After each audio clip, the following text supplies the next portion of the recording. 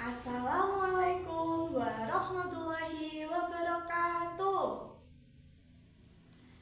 Selamat pagi anak-anak. Bagaimana kabar kalian hari ini? Baik, alhamdulillah.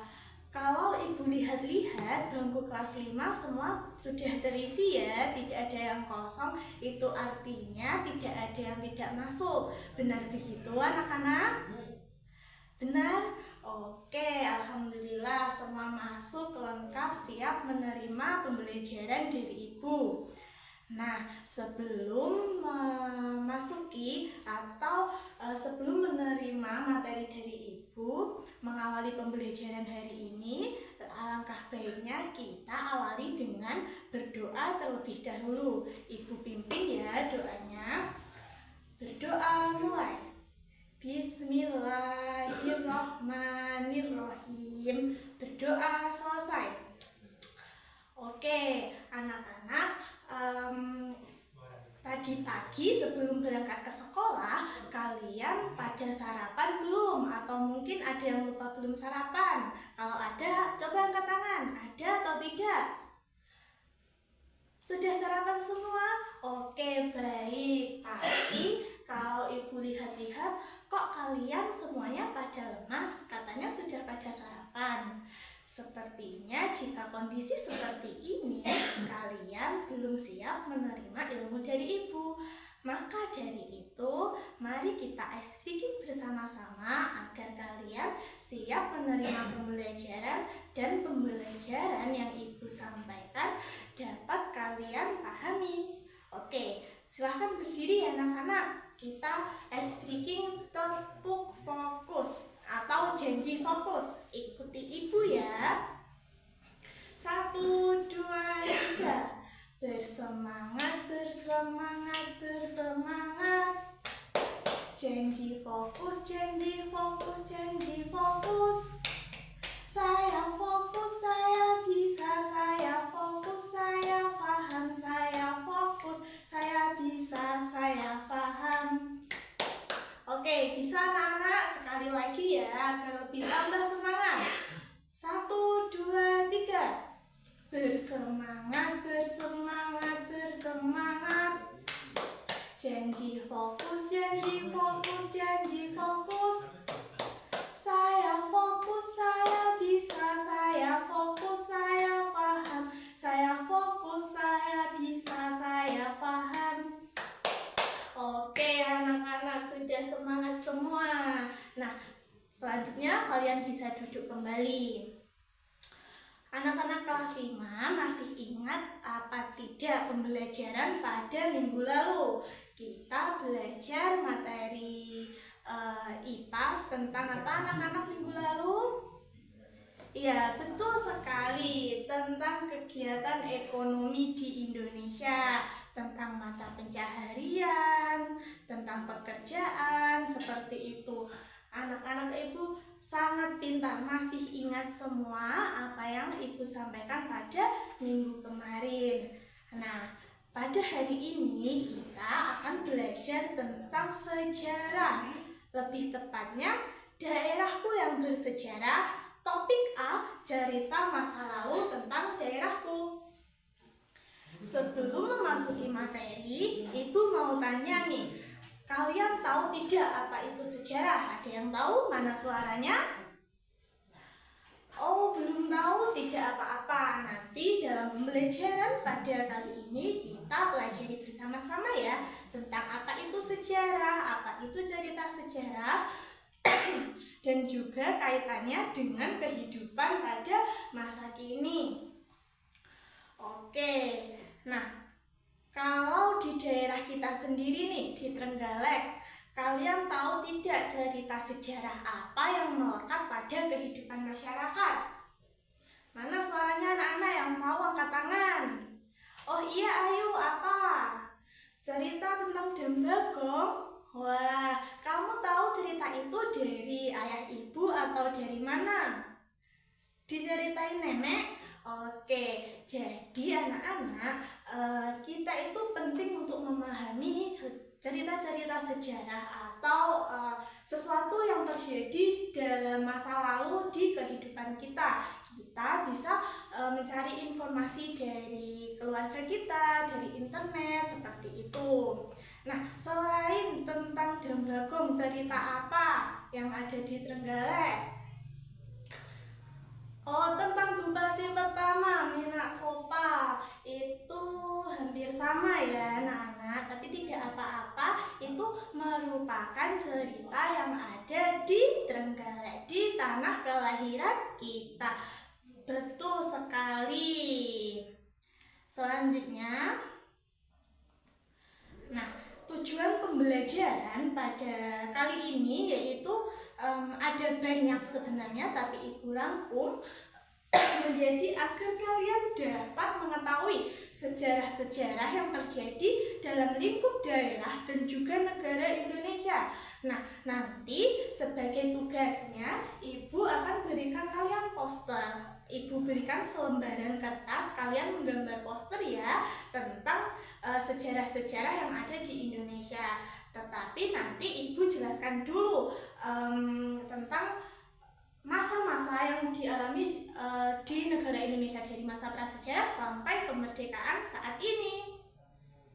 Nah, tujuan lainnya agar kalian itu mampu memahami atau memilah nilai moral yang ada dalam suatu cerita sejarah. Sepertinya menyenangkan bukan anak-anak pembelajaran pada hari ini? Kita akan berjalan-jalan ke masa lalu. Nah, manfaatnya mempelajari sejarah itu apa sih anak-anak? Itu adalah agar kita dapat bersyukur tentang apa saja yang telah dilalui pada masa lalu, juga dapat kita dapat memahami tentang bagaimana perjuangan, nilai-nilai pada masa lalu. Seperti itu anak-anak.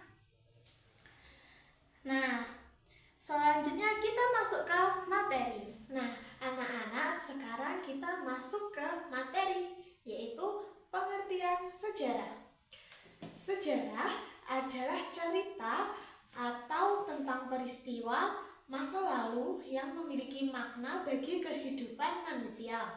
Melalui sejarah, kita dapat mengetahui asal-usul suatu daerah, tokoh-tokoh yang berperan penting, serta perubahan yang terjadi dari waktu ke waktu. Seperti itu anak-anak.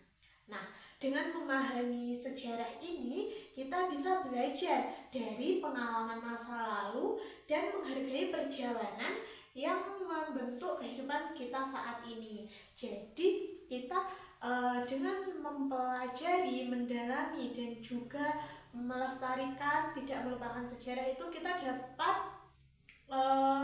mengetahui dan juga mempelajari apa yang perlu diperbaiki, apa yang perlu dipertahankan, seperti itu untuk kehidupan kita saat ini agar menjadi lebih baik lagi. Seperti itu anak-anak. Nah, sejarah ini memang seperti yang saya katakan tadi, erat kaitannya dengan kehidupan saat ini dan juga keberlangsungan hidup saat ini, karena semuanya sangat berkaitan. Seperti itu.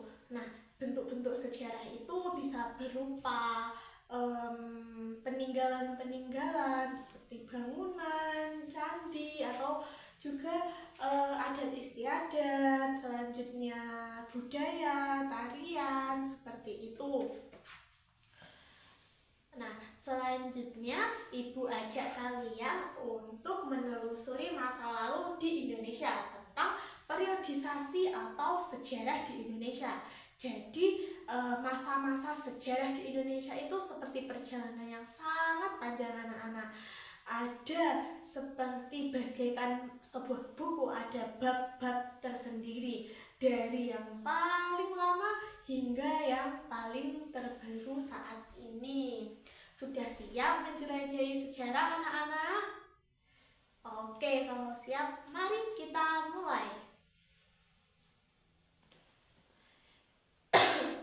Sejarah yang pertama yang ada di Indonesia itu yang pastinya adalah masa prasejarah. Ini dimulai atau terjadi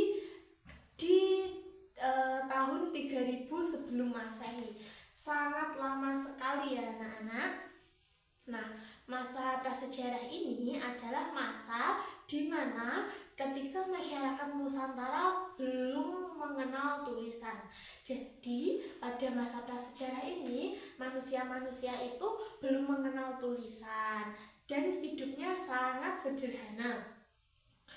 Dan kebudayaannya dibagi menjadi dua. Jadi di zaman prasejarah ini ada dua kebudayaan, yaitu zaman batu dan juga zaman logam.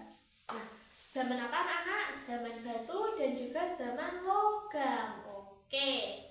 Nah, ini mulai berkembang pada 3000 tahun sebelum Masehi, sangat lama sekali.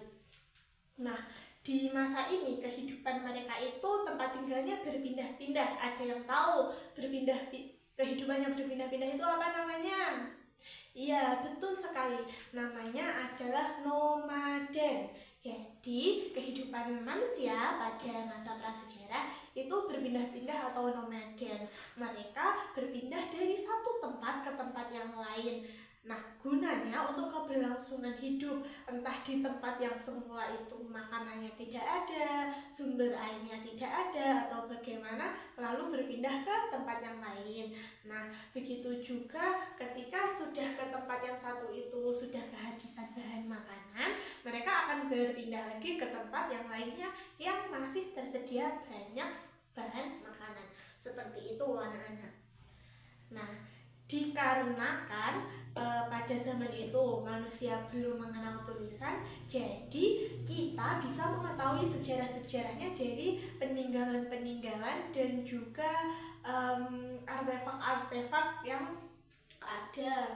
Ilmuwan-ilmuwan sekarang sudah banyak yang meneliti bagaimana peninggalan-peninggalan sejarah tersebut. Kan tadi ada dua kebudayaan ya anak-anak. Yang pertama adalah zaman batu. Nah, di zaman batu ini sendiri peninggalannya ada banyak. Salah satunya yaitu menhir. Itu merupakan batu raksasa yang sangat besar sekali dan itu biasa digunakan untuk penyembahan seperti itu anak-anak. Nah, selanjutnya di zaman logam ini sudah agak modern sedikit. Bisa dikarenakan manusia-manusia itu sudah bisa berkarya, jadi mereka bisa menciptakan seperti senjata untuk berburu. Contohnya adalah kapak logam dari logam untuk berburu, sehingga memudahkan mereka untuk menangkap hewan-hewan atau berburuan mereka. Seperti itu anak-anak. Nah, di masa prasejarah ini kiranya sudah Ibu jelaskan tadi secara lengkap.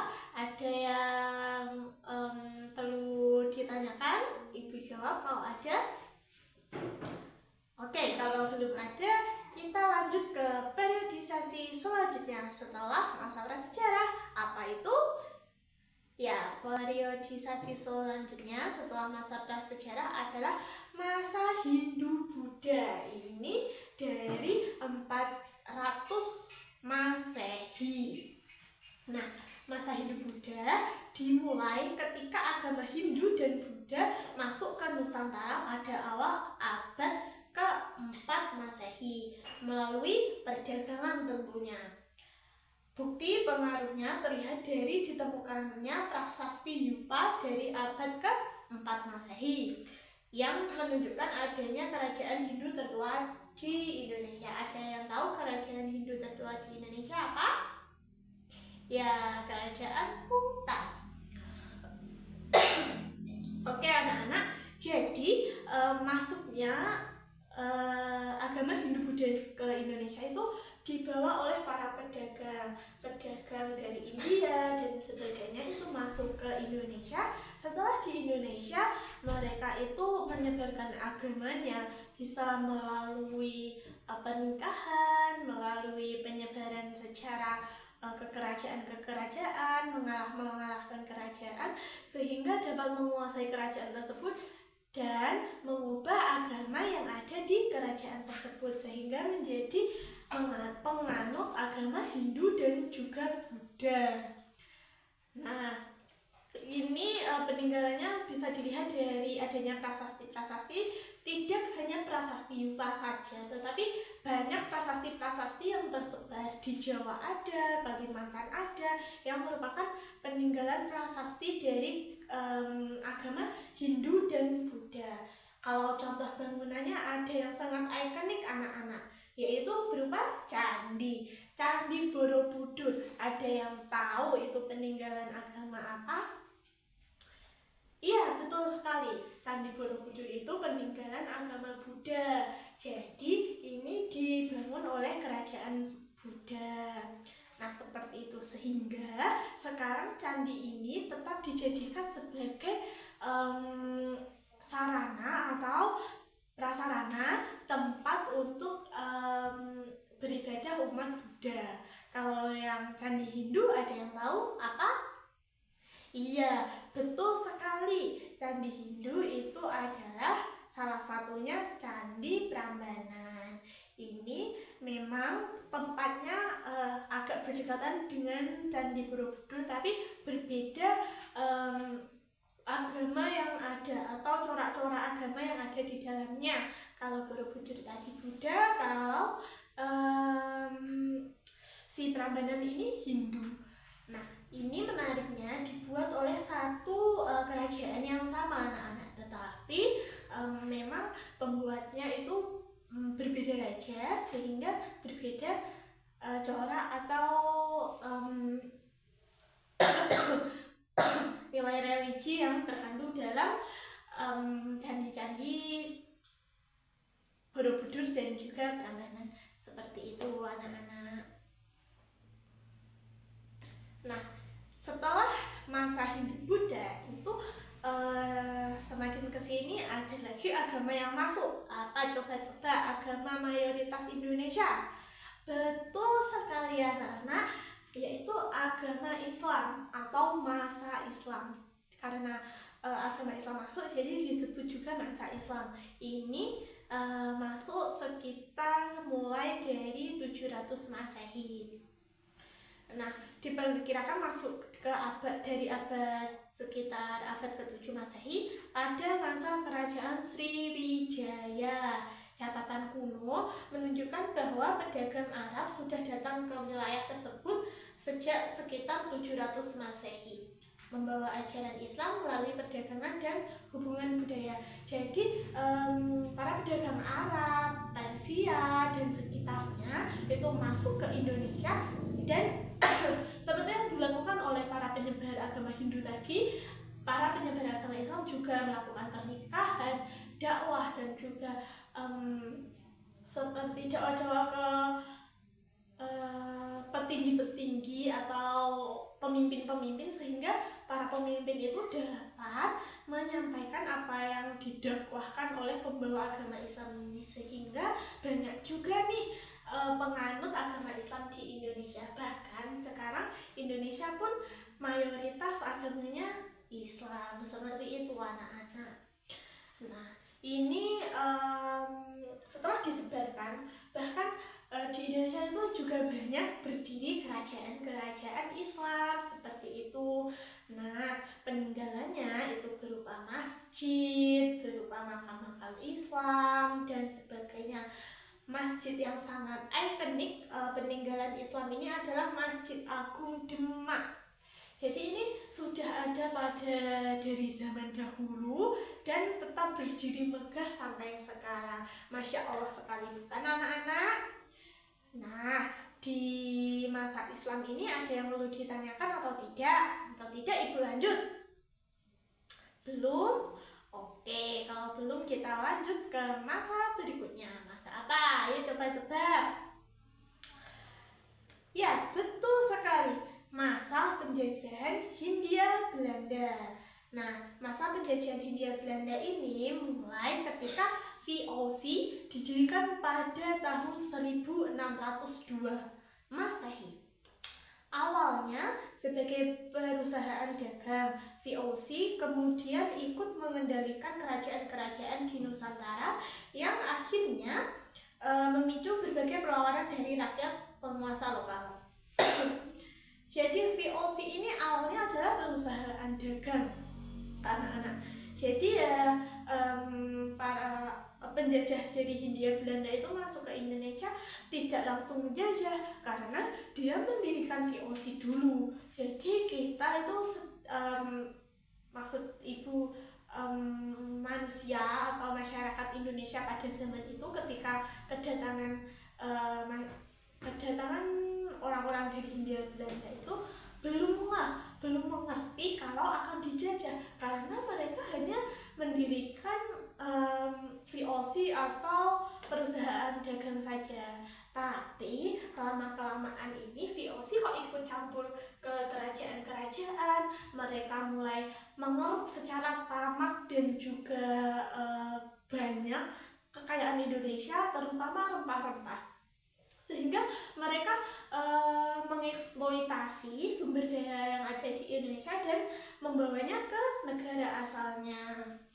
Nah, di sini juga VOC ini seperti mengadu domba kerajaan-kerajaan di Indonesia. Seperti saja dulu kan ada kerajaan Sriwijaya yang sangat besar sekali sampai bahkan ke luar negeri, tapi berhasil diadu domba sehingga terjadi perang antara sesama keturunan atau perang saudara, sehingga menyebabkan perpecahan kerajaan itu sendiri, sehingga lama-kelamaan kerajaan itu lemah dan dapat dikuasai oleh VOC. Seperti itu.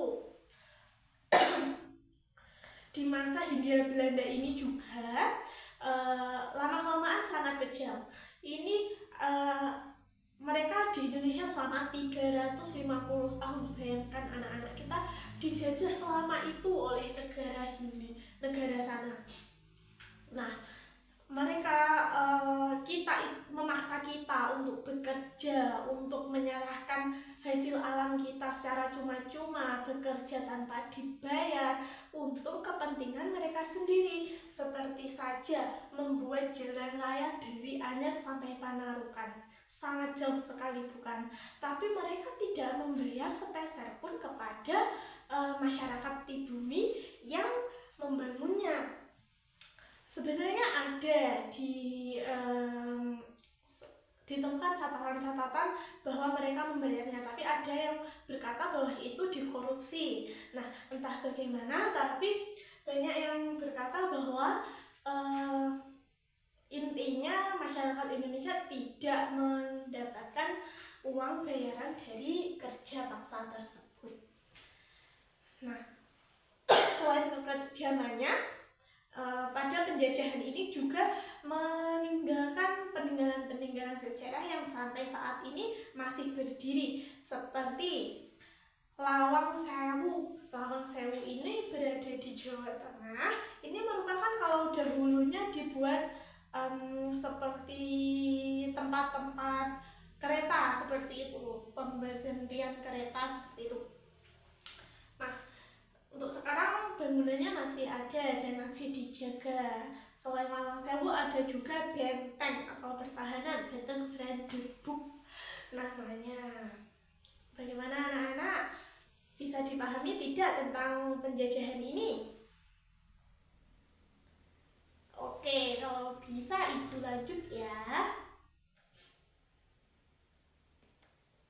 Ibu lanjut ke masa penjajahan yang sangat kejam sekali, yaitu masa pendudukan Jepang pada tahun 1942.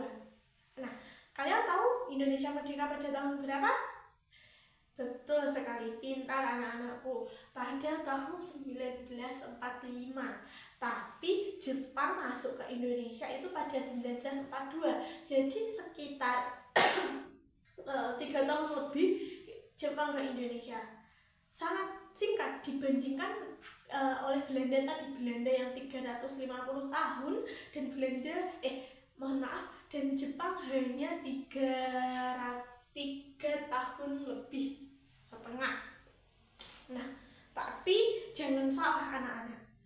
Walaupun Belanda tadi 350 tahun dan Jepangnya hanya 3 tahun lebih sedikit, tapi masa pendudukan Jepang di Indonesia sangatlah amat kejam dan menyeramkan.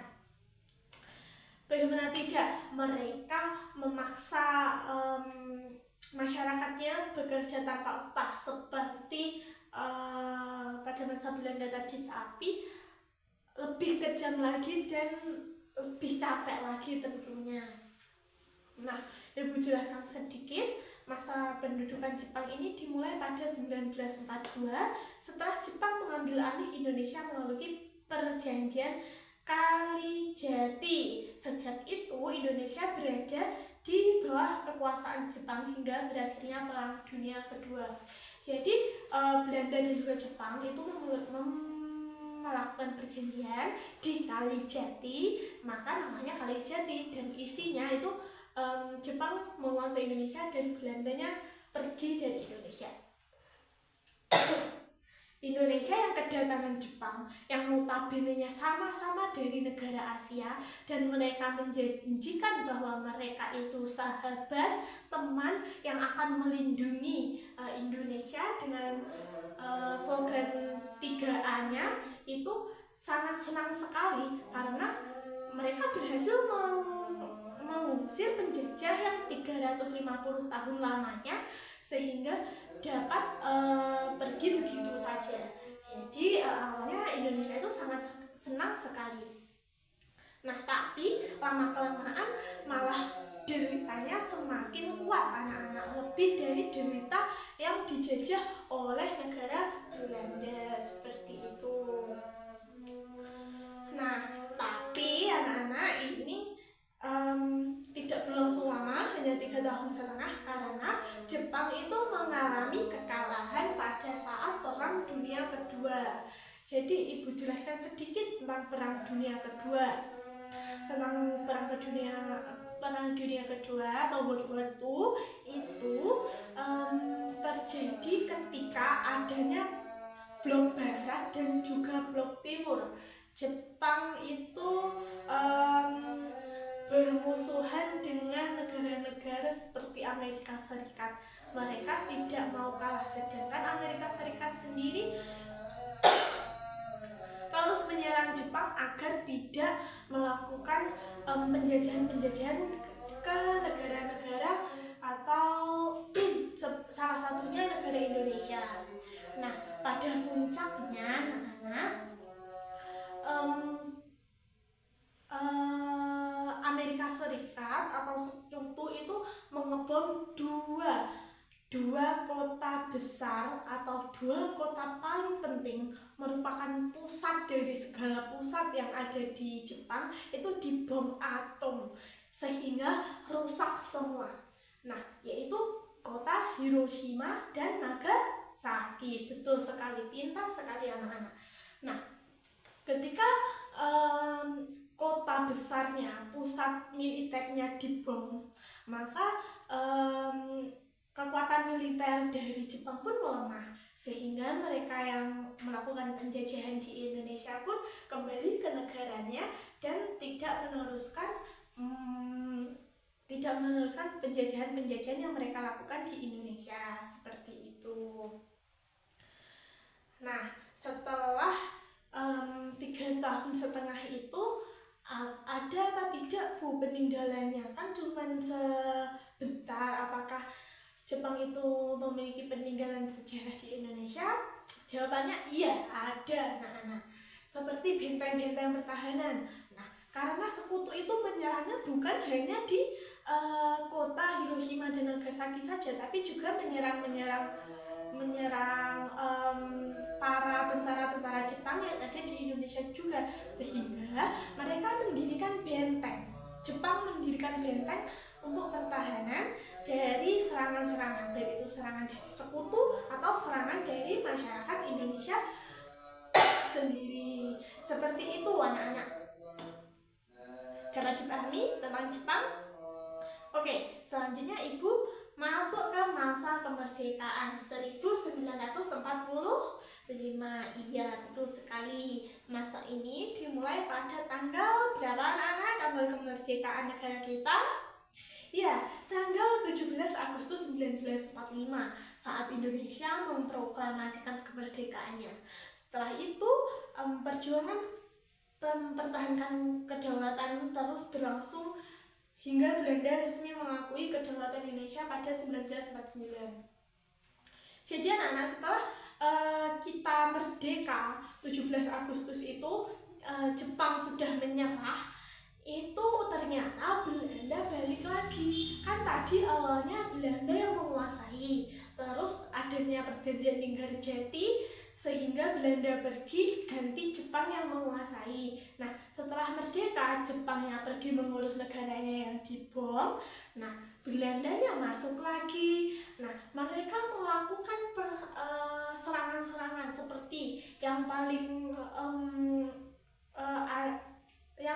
mudah diingat, serangan di Bandung Lautan Api. Ada juga Surabaya itu yang Bung Tomo yang dikenal sebagai Hari Pahlawan. Itu juga serangan-serangan dari Belanda yang kembali lagi setelah Jepangnya pergi. Seperti itu anak-anak. Nah, sangat panjang sekali bukan perjalanan masa-masa Indonesia, dan sangat sulit. Kita harusnya meneladani dan mensyukuri serta mengingat perjuangan-perjuangan yang telah dilakukan oleh pahlawan-pahlawan yang telah gugur mendahului kita, oleh pahlawan-pahlawan proklamator kemerdekaan yang sudah memperjuangkan sebagaimana apapun caranya agar anak cucu mereka dapat mengalami masa-masa yang mudah, tidak seperti mereka yang perlu perlawanan, tidur pun tidak enak, selalu mendengarkan suara tembak-tembakan, selalu dipaksa untuk kerja ini itu tanpa dibayar, hasil alamnya dikeruk. Jadi kita sekarang sebagai generasi muda, anak-anak itu harus menjaga keutuhan negara kita. Nah, tentang Indonesia dan sejarahnya sudah sampai sini saja. Ada yang perlu ditanyakan? Oke, kalau belum ada yang bertanya, sekarang kita masuk ke cerita sejarah. Nah, apa sih keterkaitan sejarah yang Ibu jelaskan panjang lebar tadi dengan cerita rakyat? Ada yang tahu? Coba salah satu.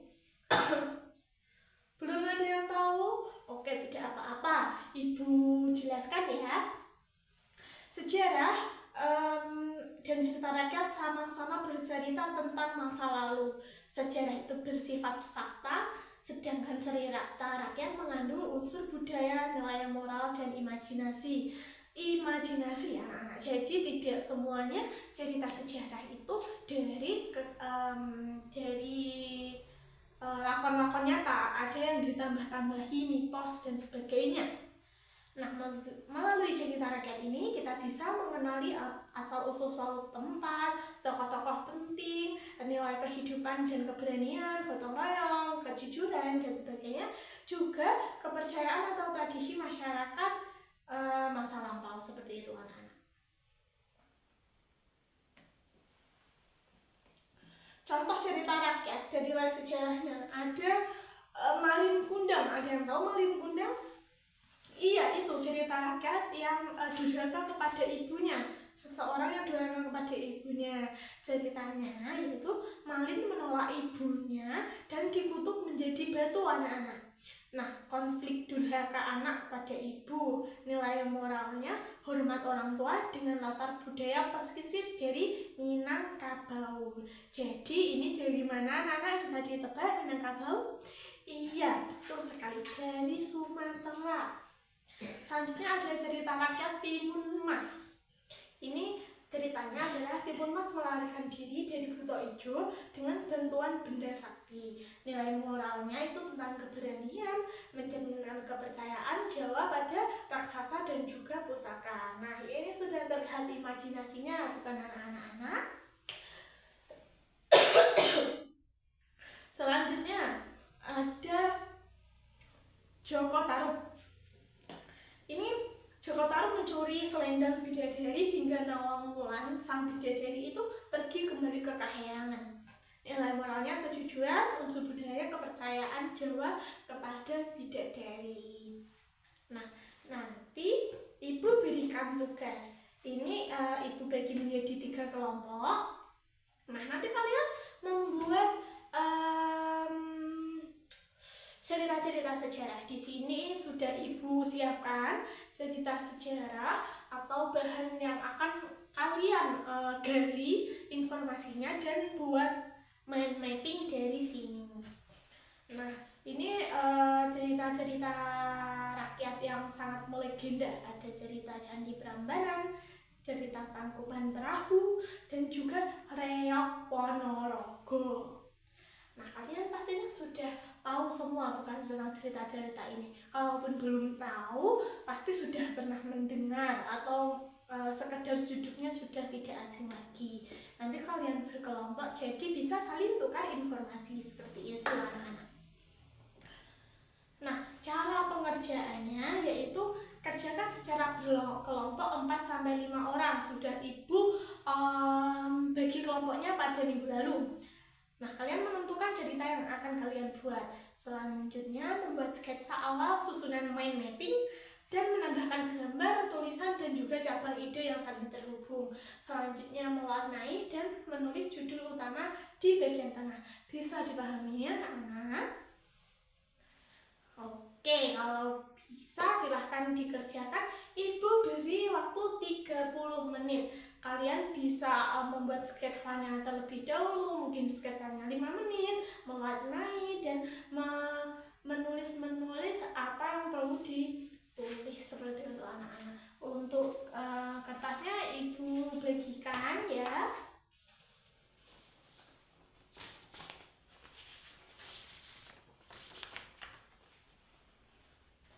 Oke, dikerjakan ya anak-anak. Jangan dikerjakan sendiri-sendiri. Ini tugas berkelompok, oke? Bagaimana, ada yang sulit? Oh ya, jadi judulnya itu di tengah ya. Diberikan gambar juga. Kelompok 3 bagaimana? Oke, tidak ada masalah. Oke.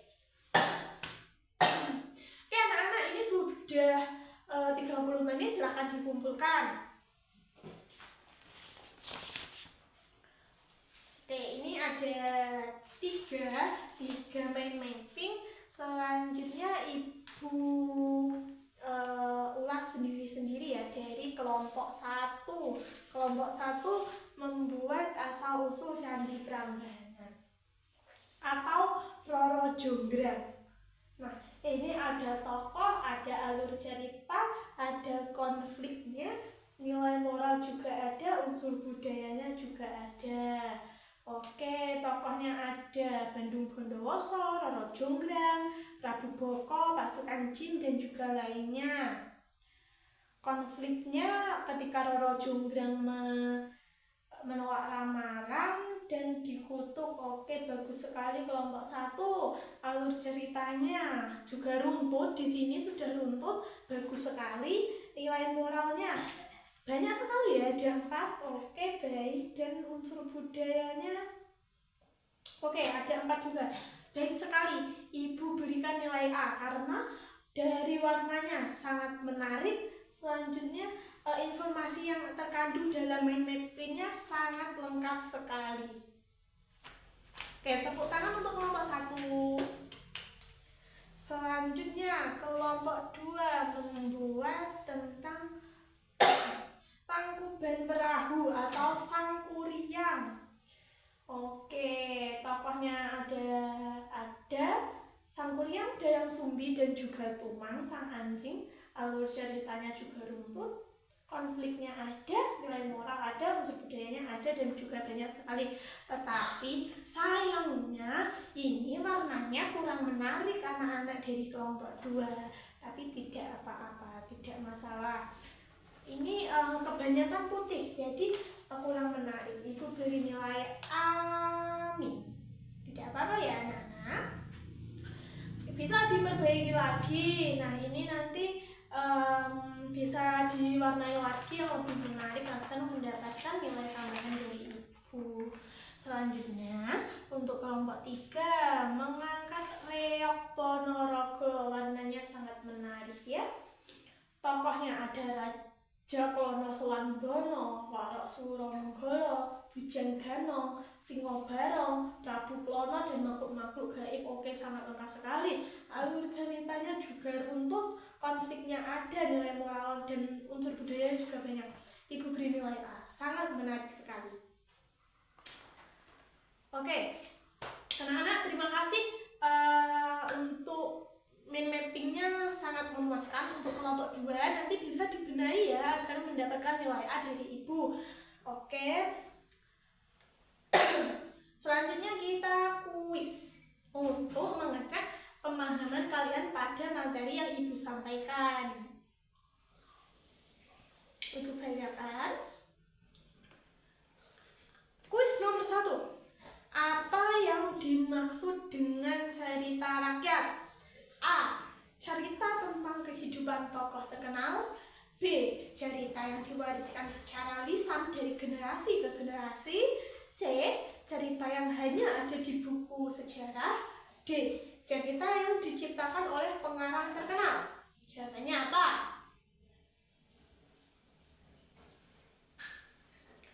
Ya, betul sekali anak-anak. Jawabannya adalah B. Cerita yang diwariskan secara lisan dari generasi ke generasi. Jadi cerita sejarah atau cerita rakyat itu cerita yang diwariskan dari generasi atau nenek moyang pada zaman dahulu ke generasi selanjutnya hingga sampailah ke kita pada saat ini. Sehingga tugas kita nanti juga menceritakan cerita ini kepada keturunan-keturunan kita agar cerita rakyat tidak hilang. Betul sekali. Nah, sekarang yang kedua, cerita rakyat seringkali mengandung A. Pelajaran moral dan nilai-nilai budaya. B. Kisah fiksi tanpa tujuan tertentu. C. Informasi tentang peristiwa politik. D. Cerita tentang dunia modern. Jawabannya apa anak-anak? B. Coba dibaca kembali ya Pak. Iya, betul sekali. Jawabannya adalah A anak-anak. Pelajaran moral dan nilai-nilai budaya. Jadi cerita rakyat itu bukan hanya sekedar mitos. Memang ada mitosnya, tapi itu mitos-mitos yang ada itu agar untuk sebenarnya memiliki nilai yang baik anak-anak. Cuman penyampaiannya saja yang biasanya kurang tepat. Seperti itu. Nah, selanjutnya kuis yang ketiga, mengapa cerita rakyat penting untuk dilestarikan? Pilihannya ada A. Untuk mengenalkan masa lalu dan budaya kepada generasi muda. B. Karena cerita tersebut lebih menarik daripada cerita lain. C. Hanya untuk hiburan. Dan D. Agar bisa dibaca oleh banyak orang.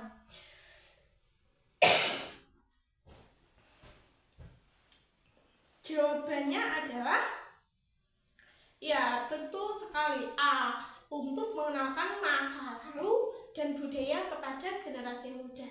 Jadi untuk memperkenalkan agar tidak punah. Seperti itu anak-anak. Yang punah itu bukan hanya hewan atau tumbuhan saja, tetapi budaya juga akan hilang jika tidak dilestarikan. Oke anak-anak, sudah selesai pelajaran dari ibu. Nah, untuk tugas kalian pada hari yang akan datang itu untuk khusus kelompok 2 memperbaiki mind mappingnya dan kelompok, dan untuk yang lain, untuk semuanya saja tugasnya adalah mewawancarai orang tua atau bisa juga sesepuh-sesepuh atau yang biasanya memiliki informasi-informasi tentang sejarah-sejarah di daerah kalian sendiri. Nanti informasinya dicatat dan dikumpulkan kepada ibu minggu depan ya. Bisa dipahami anak-anak? Oke. Tadi kita belajar tentang apa? Tentang budaya, tentang sejarah, betul. Tentang cerita rakyat, betul sekali. Kita belajar tentang itu semua. Nah, apakah hari ini menyenangkan belajarnya? Menyenangkan? Oke anak-anak. Jangan lupa tugasnya dikerjakan. Alat tulisnya kalian rapikan dulu sebelum pulang. Masukkan ke tas. Nah, sekian pembelajaran dari Ibu. Terima kasih. Sebelumnya kita akhiri dengan berdoa. Ibu pimpin ya. Berdoa mulai. Alhamdulillahirabbil alamin. Berdoa selesai. Oke, sekian dari Ibu. Anak-anak pulangnya hati-hati ya. Kalau belum dijemput orang tuanya, ditunggu terlebih dahulu. Jangan pulang sendiri karena ramai. Oke, ditunggu dulu. Oke, sekian Ibu akhiri. Wassalamualaikum.